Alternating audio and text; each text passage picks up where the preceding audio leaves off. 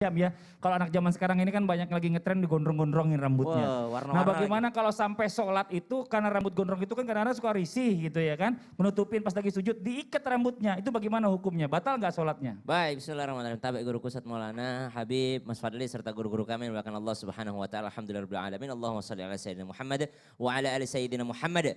Mengikat atau menggulung rambut laki-laki yang panjang ketika sholat, maka hukumnya adalah makruh.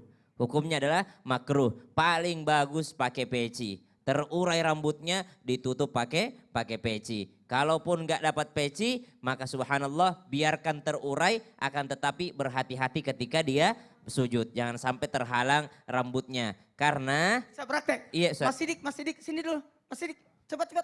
Oh, praktek Ustaz yang rambutnya panjang. Rambutnya panjang. Ah, rambutnya panjang. Ya, ini ada Kalau Mas ini Sidik. belum bisa diikat Ya, Ustaz. enggak apa-apa. Oh. Nah, gimana nih kalau rambutnya turun seperti ini di Turun. depannya?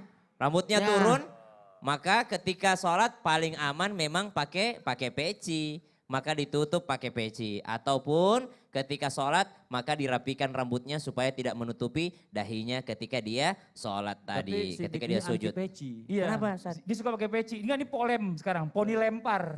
Poni lempar.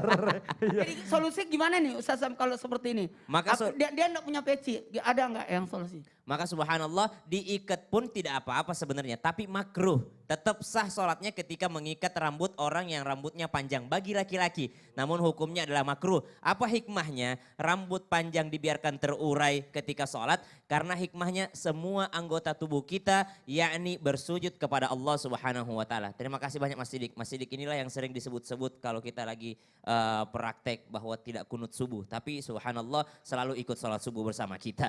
Jadi subhanallah ketika kita sujud jangan sampai yakni rambut menghalangi sujud kita. Ketika kita sujud bagi laki-laki makruh hukumnya mengikat rambutnya. Bagi laki-laki, perempuan gimana? Perempuannya diikat rambutnya. Perempuan diikat rambutnya tapi jangan sampai membentuk punuk onta. Diikat rambutnya supaya apa? Supaya memang lebih rapi ketika diikat rambutnya. Namun makruhnya makruh tanzih, bukan makruh yang sampai mendekati diharamkan atau sampai membatalkan sholat seseorang. Hanya jikalau ditinggalkan untuk mengikatnya, yakni lebih banyak pahalanya atau lebih diutamakan, lebih berfadilah. Silahkan teman-teman yang mau gondrong tapi dijaga kebersihannya. Silahkan teman-teman yang mau rambutnya panjang tapi dijaga yakni ketika mandi janabah, mandi besar agar semua rambutnya terkena yakni air ketika dia bersuci. Atau ketika dia berwudu memperhatikan setiap helai rambutnya. Maka subhanallah silahkan kita berambut gondrong namun memperhatikan adab-adab ketika bersuci dan sholatnya. Wallahu ta'ala a'lam. Terima kasih banyak Ustadz Syam. Sekarang